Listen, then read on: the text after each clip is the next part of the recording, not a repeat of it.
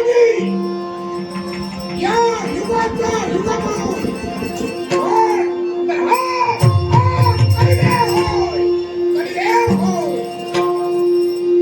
आतापर्यंत देवतांच्या आज्ञेचं पालन केलं. ही युगा कलिदेव देवतांचा वचन करो. देवानं ज्याप्रमाणे सांगितलं त्याप्रमाणे देवतांच्या आज्ञेचं पालन या कलिदेवानं केलं. पण आता नाही, एक दिवस मागं पडले. माझ्या युगाला सुरुवात झाली आहे. याच्या पुढं या कलियुगात प्रत्येकानं माझं नाव घ्यायला हवं. होय, या कलिदेवाची भक्ती करायला हवी आहे. प्रसंगाची आठवण झाली की सर्व गावात एक होते नारळ करत आहे. तो प्रसंग कोणता? अयोध्येचा राजकर्त्याच्या दर्शनात त्याला रामाला राज्याभिषेक करण्याचं ठरलं. रामाला राज्याभिषेक करतात या दरबारी फार उडाला. सारे देव सुरवीत झाले. आणि याला कारण काय आहे? राम जर राजा झाला असेल, राम मायापाशात अडकला आणि एकदा का मायापाशात माणूस अडकला तर त्यातून बाहेर येणं शक्य नाहीये. आणि ज्याच्यासाठी ज्याला अवतार घेतलेला आहे ते अवतार कार्य परिपूर्ण होणार नाही. लंकाधिकाचा शेवट होणार नव्हता. आणि म्हणून या कलीनं आपल्या करारानं मंत्रीचं साह्य घेतलं. मंत्रीच्या साह्यानं रामाला वनवास, होय वनवास, आणि याच वनवासात राहून प्रभू रामचंद्रानं लंकाधिकाचा शेवट केला. साऱ्या विश्वाला भयमुक्त केलं. कुणामुळं? तर या कलियुगात विचार करतोय या कलियुगात आपली सत्ता कोणत्या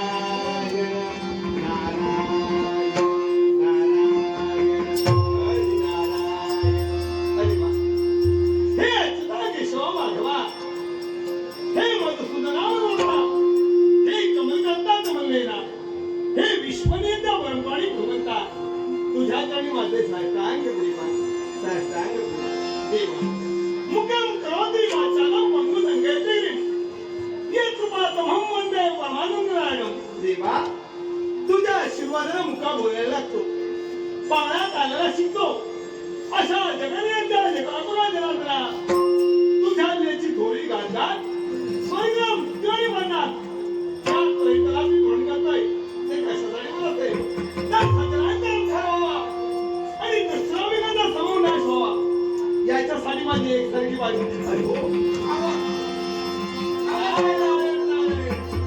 बोलता बोलता केव्हा कधी देवापर्यंत आलो त्याचा सांगा बघता असंच करावं कृपया त्रेताळी बापार ही 3 युगा संपली प्रारंभ झालाय तो कलियुगाला झालाय म्हणजे याच्या युगाला अर्थात युगाचा युगपुरुष हा ठरलाय म्हटल्यानंतर याच्याजवळ काही ना काहीतरी मिळेलच मिळेल आपण फक्त प्रयत्न करायला हवे पाहण्याचं काही करताय नारायण